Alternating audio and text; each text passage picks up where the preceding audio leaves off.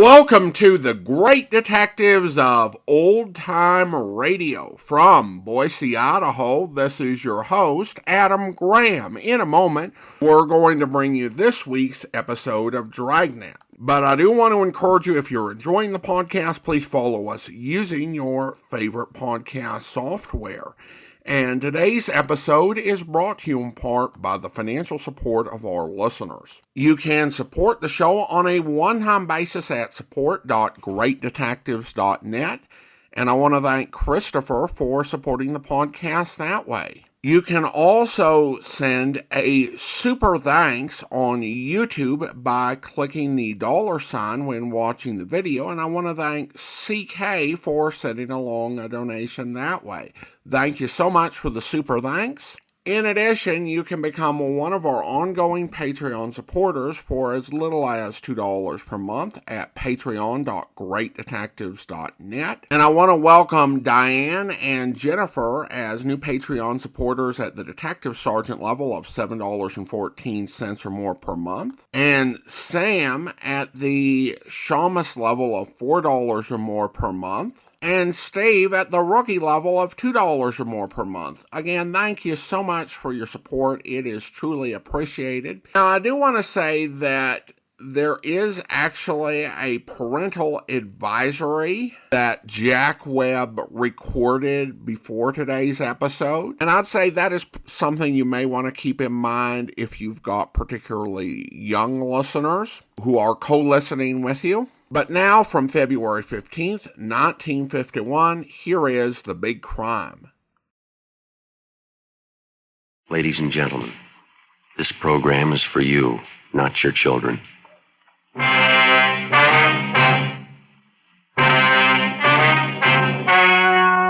story you are about to hear is true. Only the names have been changed to protect the innocent.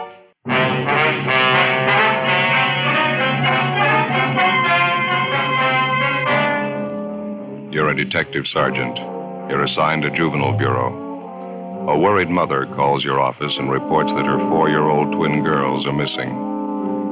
Hours pass. The children fail to turn up. Your job? Find them.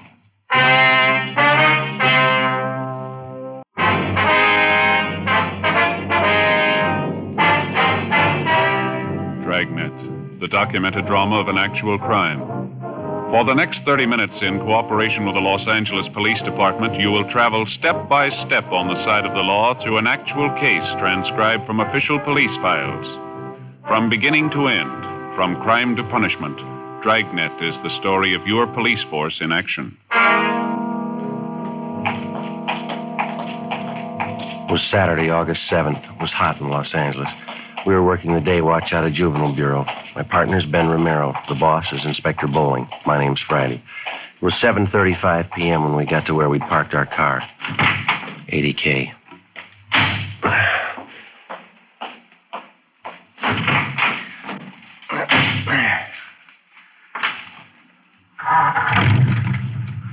Let's see now.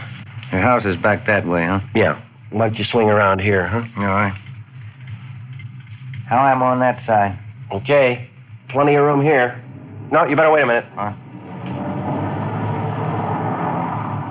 Okay, it's all clear now.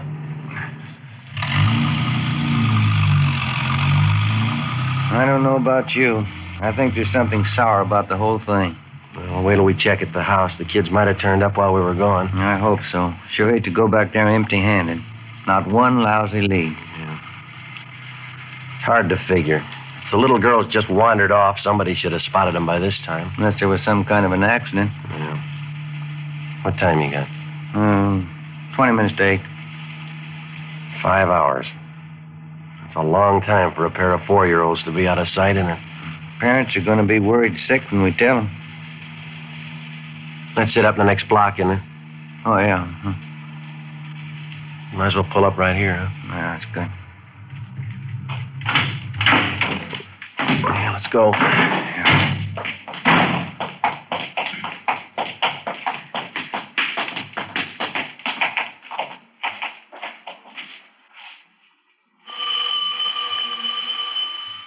Lousy job. I'll put in with you.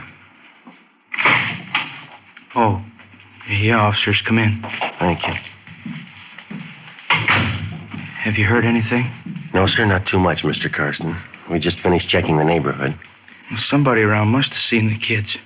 Did you talk to everybody? We checked out all the names you gave us, sir. Everyone who knows your little girls, the kids they play with, their friends, parents, storekeepers in the area. But somebody had to see them. They got to be around someplace. If Joan and Tilly got lost in that park, I know they would have headed up toward home. Sergeant, what is it? Did you find them? No, we're still checking, Miss Karsten. There's nothing much to tell you right now. Dear God, somebody's got to have seen them. Tilly and Joan couldn't have wandered off that far. I don't think it's as bad as it might seem to you, ma'am. Children have been missing a lot longer than your two little girls and turned up all right. Just try to relax, Miss Karsten. Why hasn't somebody seen them? They wandered off from us in the park, but it's only 3 blocks from the house. Why hasn't somebody seen them? It's dark out. God knows what could have happened to them at night. Now, take it easy, honey. Don't start imagining things. I think it's just a matter of time, ma'am. We've got 3 teams of men working on it with us. Gotten out a broadcast on your little girl? Did you talk to the Stanleys down the street and the Petersons? Yes, ma'am, we did. We checked out all the names that you gave us. There is one thing we wanted to ask you about. What's that, Sergeant? Well, about the spot in the park where you had your picnic this afternoon, where the little girls wandered off from. It's exactly where I pointed it out to the other officers by the eucalyptus grove, right off 7th Avenue, just about 2:30 this afternoon. We finished lunch. Frank was taking a nap, and I was reading. I saw the girls playing tag over by the trees. I looked up in a few minutes, and they were gone. Just like I told the other officers. And you're sure about that location, huh? Of course I'm sure. Why should I lie to you? I want to find the girls. Please find them, Sergeant. Find them. Yes, ma'am. Come on, honey. Take it easy, huh? It's just never happened to us before, Sergeant. Joan and Tilly have never gone off like this. It's not like them, that's all. They're only babies, really. Yes. Would you like me to get that for you, Mr. Carson? Yes, sir. Would you please? Sure. Oh, hi, Wilkie. Joe, anything? No, not yet. You? Want to step outside? Yeah. Yeah. Ralph and I checked with a guy who runs an ice cream wagon. He works the area in the park where the kids disappeared. What'd he tell you? He saw a couple of little girls about a half mile from that eucalyptus grove. About 3 o'clock this afternoon. They were with a man. Yeah. Says he saw the man put the kids in a truck and drove off with them. 8 p.m. Together with Tom Wilkie, Ben and I left the home of Mr. and Mrs. Frank Karsten, the parents of the missing girls, without telling them about the latest report. Until it was positively confirmed, we felt that telling them would serve no purpose other than to worry them needlessly. The ice cream vendor, a Mr. George Comanches, who had reported seeing the 4-year-old girls, consented to drive out with us to the park area where he'd spotted the children in the company of an unidentified man. I was right over there, officers. This big guy, mustache, he had the little girls, one on each hand. He was walking them out of that clump of trees over there. Think you can describe the man for us, Mr. Comanches? Oh, I didn't look that close. I thought he was the father. The kids were sniffling, you know. Maybe like they'd been crying. Well, better check the ground over there by the trees, huh, Wilkie? Yeah, sure. Stan, Ralph, you want to give a look over here? Didn't you notice anything at all about this man, Mr. Comanches? I mean, other than his mustache? Well, big man, big shoulders, regular truck driver, you know. Work shoes, blue shirt, blue pants, jeans, I guess. Mm-hmm. How about the color of his hair? Some kind of distinguishing marks, maybe? No, I don't know.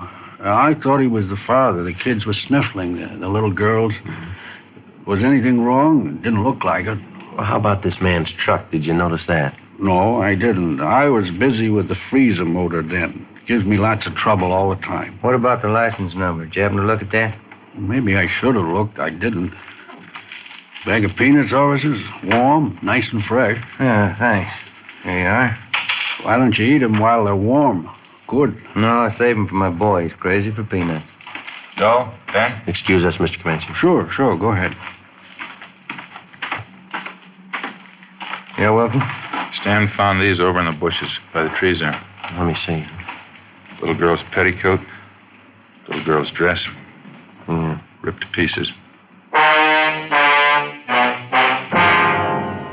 8:24 p.m. The area where the torn clothing was found was roped off and checked for footprints and other physical evidence. None was found. Homicide detail was notified and joined in the investigation. The torn petticoat and dress were taken down to Lee Jones at the crime lab for examination. Then they were shown to the father of the missing children, Frank Karsten. He definitely identified them. The search for the 4-year-old twins, Joan and Tilly, was intensified. An emergency spot check was made of all known and registered sexual psychopaths. From the hundreds of names, the stats office came up with one that might possibly tie in. He was listed as G.H.L. Gramberg. His address was at the end of 7th Avenue, close by the park area where the Karsten twins had disappeared. On his mama sheet, Gramberg was described as tall, well-built, dark hair with a mustache. We found him at his work, a small bar out in the Wilshire district. He was the organist there. Yeah, that's right. I live on 7th Avenue, right across from the park. What's the matter this time? Missing juveniles. Can you account for your time between noon and 6 o'clock tonight, Gramberg? I don't know if I can or not. I don't keep a daily log, you know. They didn't tell me how to do that. Well, tell us where you were between noon and 6 tonight. That's all we want to know. That's quite a bit, don't you think?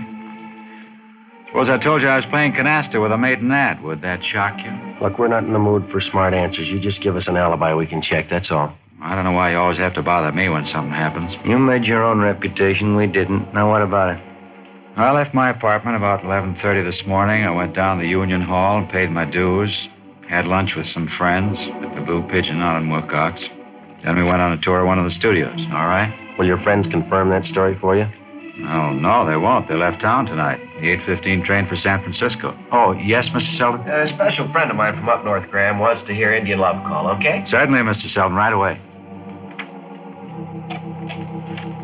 What about it, Gramberg? Who's vouching for your alibi? Already told you, my friends left town. You can check with the guard at the movie studio if you want.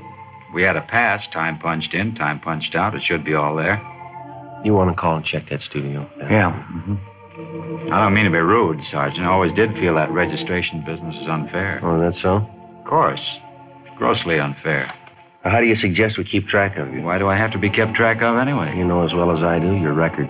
It's all a lie. I hardly even touched the kid. I paid my time anyway. Why can't you give me a break? Every time something happens to a kid, I have a cop on my neck. Were you in the 7th Avenue Park at any time today, Gramberg? What? Were you in the 7th Avenue Park today? Matter of fact, I was, yeah. I took a walk there. What time was that? I don't know. I left my friends after lunch. Came home to freshen up about 1:30, I guess. I was in the park about 1:45, 2 o'clock. Only stayed a few minutes. When'd you leave? About 2:15. You went from the park to meet your friends at the studio? Exactly right, yes. Did you see 2 dark-haired little girls while you were in the park? No, I didn't see anybody. I was by myself. Mm-hmm. You sure of that? Well, of course I'm sure. If I did see him, it wouldn't mean anything. I don't molest kids. I don't get along with them, that's all. Another one, Graham. I wonder if you'd mind playing Diane. Anniversary party, you know. All right. Thanks, Graham. What I was saying, Sergeant, it's the truth. I couldn't hurt a little kid. I never could. No one says you have. Well, I know, but I just want you to know how I feel. Maybe I don't get along with kids, but I couldn't hurt them. Little girls especially. I like kids, really. I just don't understand how I like them. It's a real strange thing, isn't it? Yeah, it is. Joe, can I see? Did you talk to the studio? Yeah, I checked with the guard. What'd he say? Gramberg was there from 2:30 to 4:30. You double-checked the times? Yeah, his alibi is good. 10:55 p.m. The 4-year-old Karsten girls were still missing. A special detail of men from homicide were assigned to a general canvass of stores and homes in the park area. All the residents were questioned. No one had seen the children. 11:20 p.m. We headed back for the Karsten home. I'm all out of smokes, Joe. You got some? No, I'm out, too. There's a drugstore up ahead. I guess we can get some there, huh? A car in front of us. That's Wilkie and Bates' car, isn't it? Let's see. Yeah. Oh, here's Wilkie coming out of the drugstore. Hey, Will? Romero, Joe, just talked to the office. Anything new? They got a call from the Valley Station a few minutes ago. Yeah? The little girls. They've been found.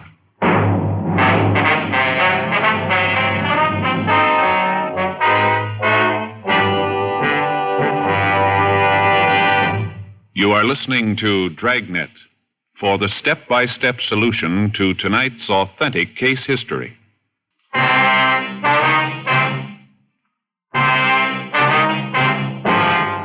11:25 p.m. As soon as we got the word that the 4-year-old Karsten twins had been found, Ben and I drove back to the office where Inspector Bowling filled us in. A few minutes past 11 p.m., a motorist out in the valley spotted the 2 small girls walking hand in hand along a deserted side road off Ventura Boulevard. Their clothing was dirty and torn. They were alone. The motorist picked them up, took them to the Valley Division station where the girls were identified. We sent out a partial cancellation on the APB. The twin girls were taken to the Georgia Street Receiving Hospital where they were treated for cuts and bruises. Then they were returned to their home. The doctor reported that both girls had been criminally molested. The search for the abductor went on. Late the next day, Ben and I drove out to the Karsten home to talk to the twins, Joan and Tilly. We had no luck at all. They were still shaken up from the excitement and shock of their experience. We went back to the living room with their mother, Helen Karsten. It was the same thing this morning when I tried to question them. They just don't want to talk about it. It must have been horrible for them. Did they tell you anything at all, Mrs. Karsten? Well, Joan just refuses to talk about it. She says the man was big. That's all I could get out of her. Tilly seems a little more willing to talk, though. She's always been a little more forward than Joan ever since they were babies. Yes, ma'am, I see. Well, could she add anything at all to what your other little girl told you about the man? She told her father the man had a mustache. Probably impressed her because my husband wears one, too. Mm-hmm. Pretty certain she's right about that. I can usually tell when she's making up things. Well, how about the way the man was dressed, his clothes? No, they didn't mention anything particular. Tilly told me the man was dirty. She said it 2 or 3 times. Dirty clothes. She might have meant the man had work clothes on.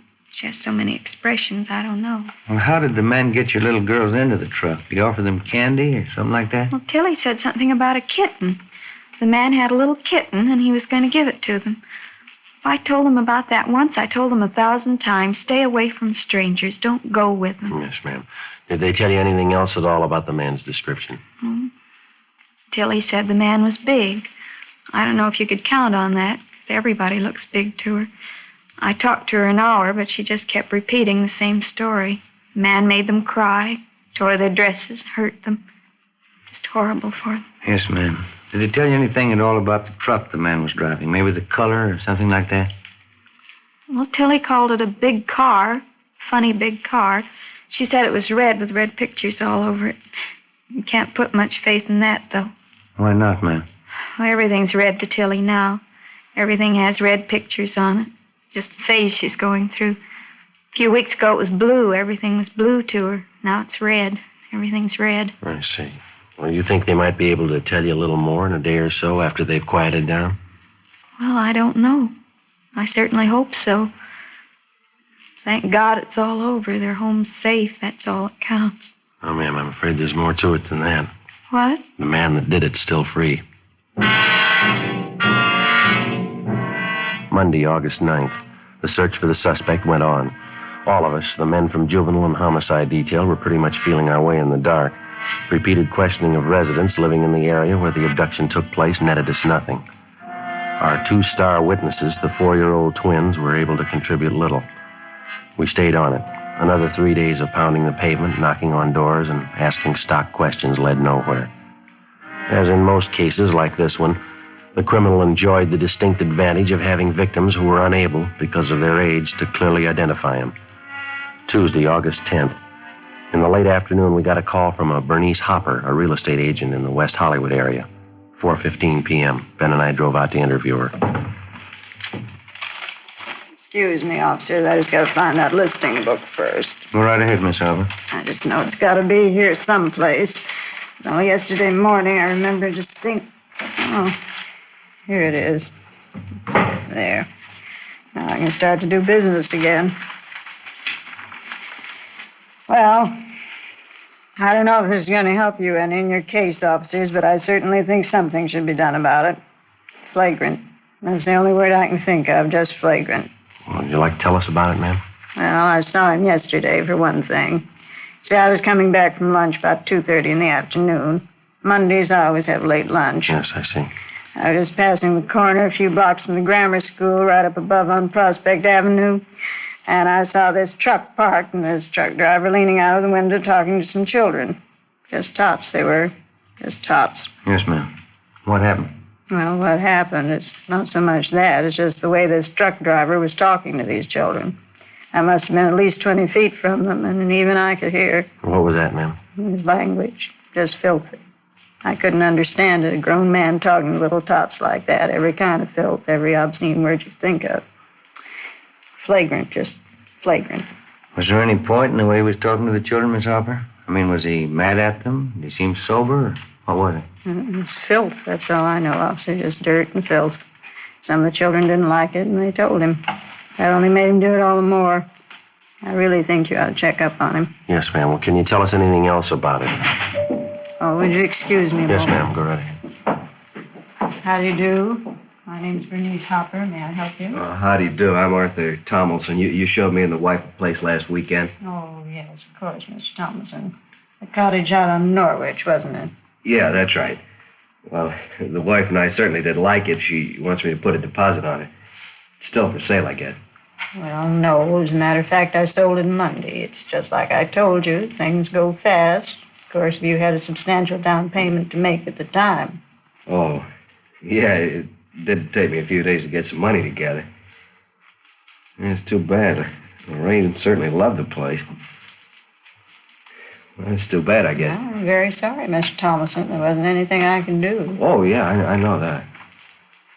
Well, thanks anyway, ma'am. I guess we'll keep looking. Something may turn up. Well, I'm sure it will. Thanks for stopping by again, Mr. Thomason. Yeah. Bye. Oh, my. Everybody wants something for nothing. They want houses, but they don't show the money. Now, what was it? The truck driver that you saw, ma'am? Oh, yeah. Well, after hearing that talk of his, I just copied down the license number of the truck. I've got it right here in my desk. Oh, how about the truck driver, ma'am? Did you get a good look at him? I certainly did. The way he acted to those children. Anything unusual about his appearance? No, nothing besides his foul mouth. He was tall, dark, had a mustache. Ties in. One more thing. Truck he was driving. Yes, ma'am. There were pictures painted on the side. Circus animals, I think. Did you notice the color? Oh, yes, it was red. Even the pictures were red. 4:45 p.m. We took the license number of the truck, which Bernice Hopper had given us, and drove back to the office and checked it through DMV. We found the truck was registered to a commercial baking firm in the south end of town. Through their personnel department and their dispatcher's office, we got the name and address of the employee who was driving the truck the same day Bernice Hopper had spotted the driver talking to the school children. His name was Lester Wiley. We checked a little further, found that he was driving the same truck the day the Carston twins were abducted. We called into R&I. Wiley had no criminal record. 6:30 p.m. We located the suspect at his home, an old-style green and white bungalow on the edge of the Highland Park district. He sat in the dining room and drank some kind of sweet wine from a large water glass while we questioned him. That's sure stupid of me, huh? I didn't even ask if you wanted some of this. No, thank you, Wiley. I'd like to have you explain about your language in front of those school kids. Nothing to explain.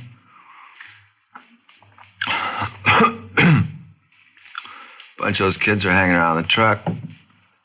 Oh, maybe they wanted to get in and grab some of the cakes and stuff. I read them off, that's all. Well, that still doesn't explain the filthy language, Wiley. I don't know. Maybe I wasn't feeling good that day. Might have let a few cuss words slip. I didn't mean anything by it. I like kids. Do you usually make deliveries up around that school area, Wiley? Once in a while, yeah. I get around quite a bit. That's not what they tell us down where you work. Huh? You had no business in the neighborhood of that school. Your delivery route's on the other end of town. So I can't drive where I want, huh? I get the deliveries made. What are they squawking about? I'd like to know what you were doing up in that neighborhood. I was on my lunch hour. Drove up to see a friend. I got a friend living near the school. What's the matter, anyway?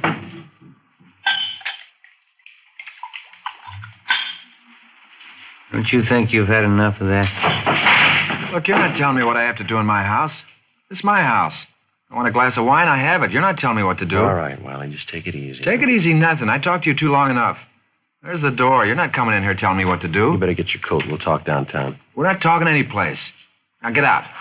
Get out of this house right now. Afraid your alibi's not going to hold up, Wiley? Is that it? I don't know what you're talking about. You're trying to frame me. Don't you think I know that? That doesn't make much sense. Why should we want to frame you? I know what you're getting at. No, just what you're getting at. Those two little girls last week. You're going to say I took them. You're going to say I did things to them. Well, I didn't. You had anything to do with it. Didn't you? Oh, no. No, I didn't. Oh, look, I'm sorry. Why don't you sit down? I didn't mean what I said. I just got nervous. Sure, Wiley, we understand. Why don't you let me get a couple of glasses, huh? Have some of this wine. Warms you up. Good. No, thank you. Just like to have you straighten us out on a couple of things, and we'll let you alone. Yeah? I'd like to know if you can account for your time between 12 noon and 11 p.m. last Saturday. That's the day somebody picked up those two little girls, isn't it? Yeah, that's right. Wiley? I don't know. I was making deliveries like I always do. Up to 11 o'clock at night? I was a little late, yeah.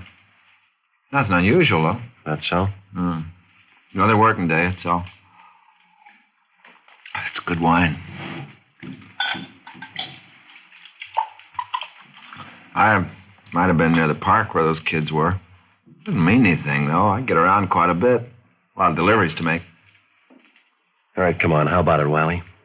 Did you grab those two little girls? Watch it, Joe.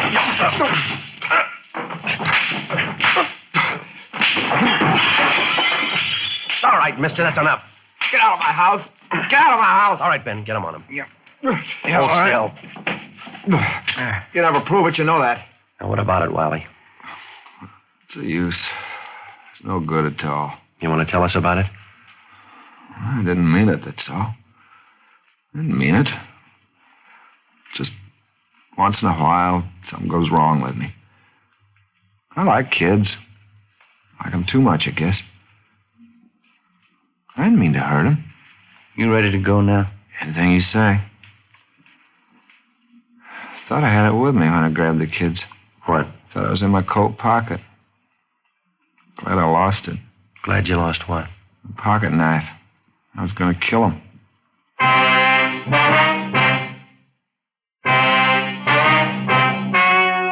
The story you have just heard was true. Only the names were changed to protect the innocent. On December 10th, trial was held in Superior Court, Department 87, City and County of Los Angeles, State of California. In a moment, the results of that trial. Now, here is our star, Jack Webb. Thank you. Friends, as you might have heard me say before, on Dragnet, we try to present the kind of entertainment that you want. You're the boss.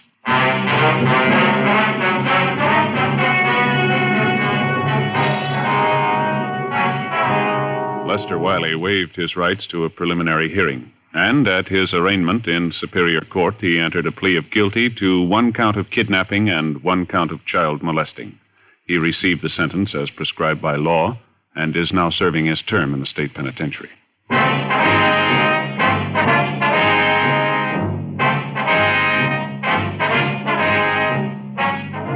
You have just heard Dragnet, a series of authentic cases from official files.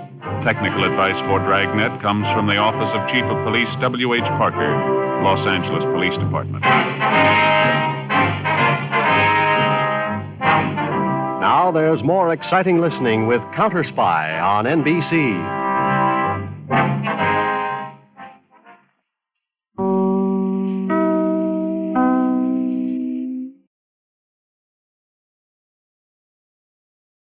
Welcome back. This is a great episode. It shows how Dragnet balanced the need to show sensitivity while also shining light on difficult issues. In this case, it dealt with the very real issue of child abductions and molestation without getting too explicit, and it highlighted the problems out there. Certainly, the police can question registered offenders, but so many are not caught or have not been caught and fly under the radar.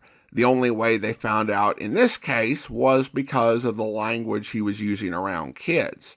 I questioned in the past and still question whether he'd even be reported today. I think so many people feel free to talk however they like around kids that no one would take notice of it. The TV version of this is also very good, and it's a little different for the performance of Jack Crucian, who played the criminal. The TV episode actually ends after Friday and his partner leave with the suspect, the camera panning down to show the knife on the floor and dwell on it, showing how something that was this horrible really could have actually been much, much worse. Well, now we turn to listener comments and feedback, and we start on Instagram with a comment regarding the radio version of The Big Cast. Brains Benton writes, "That was a creepy criminal. Great job by Stacey Harris." And Melanie comments, "Fun fight scene. The sound effects team rocked." Thanks, Melanie. Webb actually had 5 sound effects men work on Dragnet. And there was just a great dedication to realism and professionalism in the way they did everything. And they did a great job making that story come alive. I will go ahead and tease, and I'll tease a bit at the end of the episode. Our video theater this week will actually be the TV version of The Big Cast. So you can compare it to the radio version. I actually think that while Stacey Harris did a good job, the actor in the TV version does even better. And there were also some interesting things that they did with the TV version of the fight. So I encourage you to check that out on Video Theater. And the History Chaser writes, "Thank you for keeping these pieces of history alive." And another listener comments specifically regarding the episode, "Add insult to injury, the quote-unquote mom only gets a year on a manslaughter charge. Children didn't rate too highly even back then." And in a similar vein on Spotify, Frosty Boo Boo writes, "1 year for manslaughter of a child?" I would agree that based on everything we heard in that episode, 1 year seemed rather lenient. I checked, and under current California law, involuntary manslaughter can carry a sentence of up to 4 years in prison, and voluntary manslaughter up to 11. I don't know if the statutes have been changed over the years to make the sentence for manslaughter harsher. But again, we didn't get anything in that episode that would make us think that there were mitigating circumstances that would indicate a lesser sentence. It does always seem that there are some judges who just don't take these sort of things as seriously as they ought. Every few years, there'll be a situation where there's a crime against a child and their person is found guilty and the sentence just doesn't seem just at all. Another comment from YouTube regarding this episode. A listener writes, "As a parent, I think this might have been the single hardest episode to listen to of any show on your channel." Thanks for the comment, and sorry about that. Of course, that was posted before today's episode, which for many listeners might be much more difficult. But on this one anyway, I warned you, and so did Jack Webb. Thinking about it, there are a number of episodes that really do hit hard and hit differently for me now that I'm a parent. This one and The Big Children to a certain extent, and then something like 22 Rifle for Christmas. Now keep in mind that they replayed 22 Rifle for Christmas in December of 1950. So parents got all 3 of those episodes within about a 2.5 month period. I will say that while there are some episodes that can be emotionally challenging to a degree, I don't think you really get something quite on that level throughout the rest of the radio series. So I don't know, maybe they got a few letters from parents asking them to maybe tone it down a tad. Back to Spotify, and another comment regarding The Big Cast. Mike writes, 12 men dropped completely from sight. Serial killer much?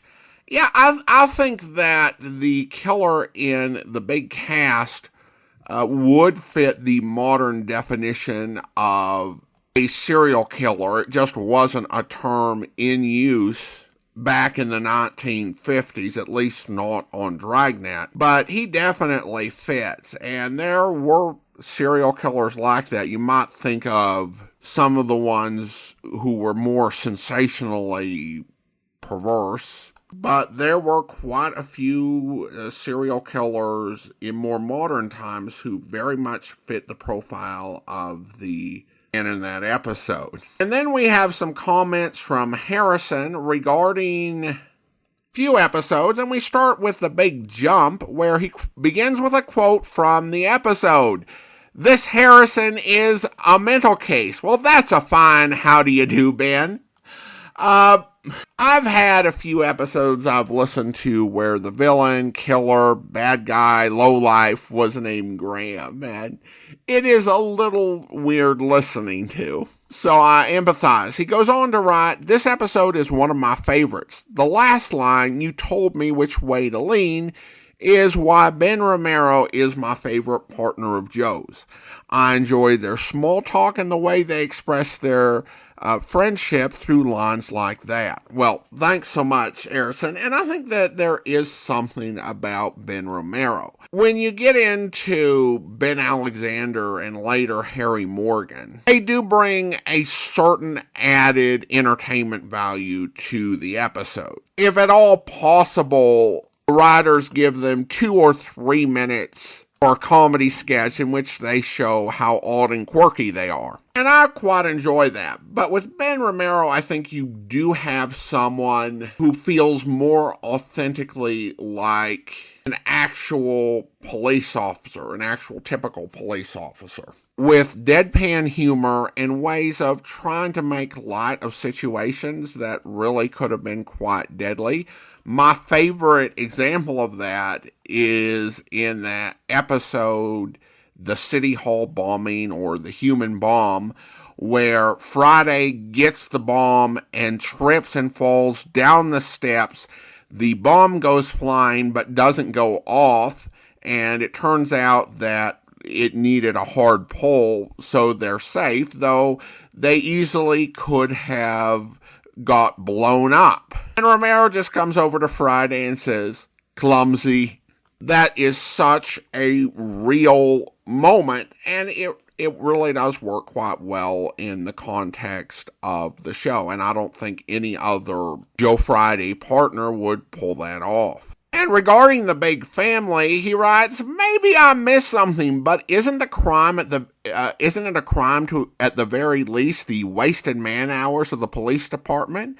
I figure if anyone would be irked at that, it'd be Joe Friday." Well, to be fair, I think Joe Friday showed he was irked in a professional way. He's not going to go off on the gentleman, but he did tell him, you know, aren't we kind of entitled to an explanation? We were put to a lot of trouble because of this, or words to that effect. So obviously, he was annoyed, and he felt like, come on, you got to explain what happened here. But it's not something you can prosecute for. Now, you or I, at any time we'd like, can go down to the bus station, buy a ticket to Oklahoma City, not tell anyone where we're going or why we're going, and just wander around Oklahoma City, hitchhike around Oklahoma, and that's not a crime.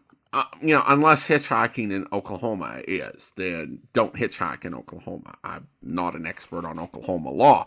But regardless, if you just want to wander around Oklahoma, that's not a crime. Of course, if you get in the wrong place, there are vagrancy laws and things like that. But if I disappear from Boise without giving any notice, I don't have any responsibility to the city of Boise to tell them, hey, I need to let you know where I'm going so that you don't worry, because I'm not accountable to them. Now, there are people I am accountable to, and I'm not going to do that. But the city is not owed an explanation. And the best defense, if they try to drag him under court for some pretense and say, you caused us to spend a lot of man hours. And his response would be, who asked you to? I didn't ask you to. I didn't ask you to go and spend your time searching for me. So, yes, the police were irked, but no, that is not a crime. And then we go back a bit where Harrison writes, regarding Ben's quest for graham bread, you mentioned a place in Illinois that supposedly still makes their version of the bread. Well, it just so happens I live in Illinois. Maybe this could be a podcast special assignment. I do want to be careful here because actually, as a state, Illinois has some of the highest concentration of listeners in the entire country. I could say the entire world, which would be true, but 80% of our listeners are in the U.S., so that is just being overly dramatic. Illinois has the 6th highest population in the United States, but produced the 3rd most downloads to our podcast, a bit more than Florida, which has double the population. All that to say, want to swamp this poor bakery. But they do actually ship their bread, which is good because our Illinois listeners are centered around the Chicago area. And according to Google Maps, this bakery is about a 40-minute drive, which you think about it, both ways, you're looking at an hour and 20 minutes to try out some bread. And even further if you're in other parts of the state.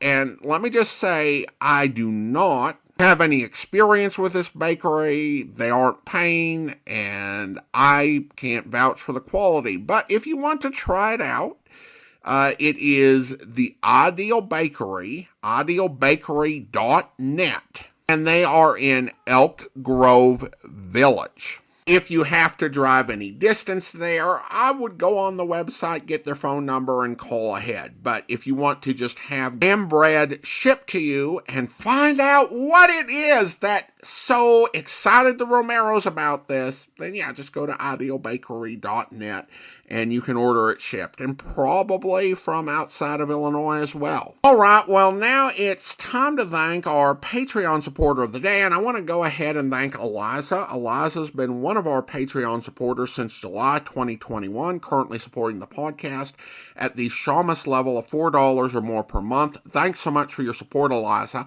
That'll actually do it for today. If you're enjoying the podcast, please follow us using your favorite podcast software. And if you're enjoying the podcast on YouTube, be sure to like the video, subscribe to the channel, and mark the notification bell. All those great things that help YouTube channels to grow. We'll be back next Saturday with another episode of Dragnet. For public domain video theater, this weekend we are bringing you the Big Cast television version with Lee Marvin. You can find that on our YouTube channel. You can also find it at videotheater.greatdetectives.net and wherever you get video podcasts such as the Apple Podcast Store or Podbean, and now on Spotify. And then join us back here on Monday for the Adventures of the Falcon, where... I wonder if you could help me out. Well, if it entails making like a bird dog, I'm afraid not. I've quit the racket. This'll be a cinch. I'm looking for a girl named Florette Duval. That's like looking for John Smith in New York. And so I learned the hard way. I ran into one of them this afternoon, almost got myself in a jam. Well, what happened? It's a long, dull story. Well, I don't mind, as long as your brandy holds out. Well, during the war, my brother wound up in the hands of the Gestapo, thanks to a Florette Duval. I got a tip she was in Paris and living in the Palouse de Vrong. Lucky she was the wrong girl. Lucky for whom? Huh? I see you're packing a gun. Yeah. If she hadn't done some fast talking, the gendarmes might be hunting a killer tonight. Well, obviously she was the wrong girl. Yeah, she couldn't possibly have known Paul. She was brought up... Wait a minute. She knew his name was Paul. Well, you probably told her. No, I just referred to him as my brother. She was the one who came up with the name. Now, look, Collier... Well, what do you know? She was the right Florette Duval after all. Sorry, Waring, I gotta run. Hey, where do you think you're going? To correct a mistake I made. You're out of your mind. Be a good kid and stay out of this. Look, if you think I'm going to let you walk out of here and commit murder... That's exactly what I think. Now, get out of my way. Now, don't be a fool, Collier. You're gonna get out of my way? Give me that gun. Okay. I hope you'll be with us then. In the meantime, send your comments to box13@greatdetectives.net. Follow us on Twitter at Radio Detectives, and check us out on Instagram, instagram.com/greatdetectives. From Boise, Idaho, this is your host, Adam Graham, signing off.